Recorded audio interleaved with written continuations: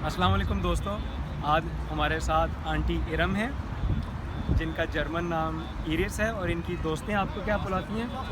Habiba. तो इनसे हम कुछ जानने की कोशिश करेंगे कि उर्दू इनको कितनी आती है और ये ज़ुबान इनको कैसी लगती है।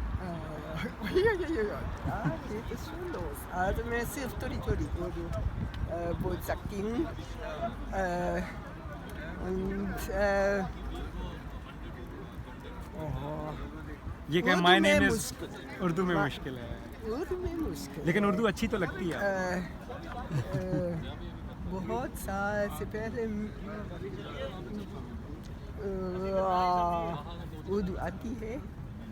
अच्छा, आप पाकिस्तान गई लेकिन हैं? अभी हाँ जी, लेकिन अभी मैं भूल गई हैं। सारे भूल गई। अच्छा, कोई बात हाँ जी, नहीं। हाँ ये जी। बताएं कि आप पाकिस्तान गई हैं कई दफ़ा?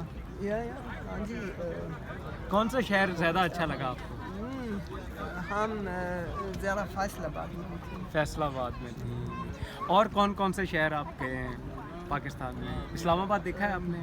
हाँ जी, इस्लामाबाद से बहुत खूबसूरत है। बहुत खूबसूरत। मरी गई हैं आप पहाड़ों पे? हाँ जी, हाँ जी, ज़बरदस्त बहुत ज़बरदस्त। खूबसूरत है। अच्छा, मैं आपसे अब बहुत ज़रूरी सवाल पूछना चाहता हूँ, बेशक आप इंग्लिश में जवाब दे दें।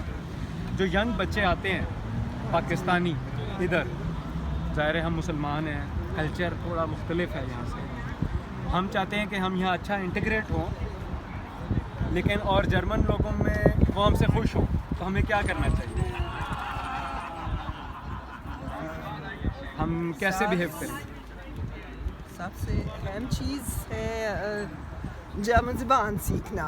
बिल्कुल, अ, ताकि समझ सकें, बात कर सकें।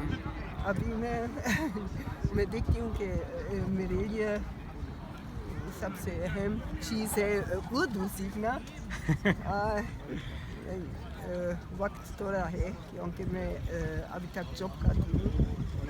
जो अंकल और, हैं, इनके हस्बैंड है वो पाकिस्तानी है, इस वजह से ये उर्दू सीखना पसंद लेकिन करते हैं। आप यंग पीपल हैं और फिर आसान है। आप बहुत अच्छा उर्दू बोलती हैं। नहीं।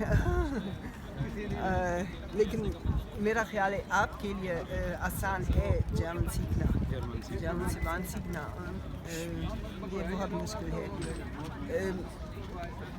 ज़बान हमें आपसे मिलकर बहुत अच्छा लगा। सब लोग ज़ुबान सीखें, जर्मन ज़ुबान सीखें और बहुत बहुत शुक्रिया। आप खुश रहें, आपको अल्लाह सेहत दे और हमारे लिए यंग बच्चों के लिए दुआ करती रहिए। Thank you. पाकिस्तान आएँ खुश आमदेद। अल्लाह हाफ़िज़।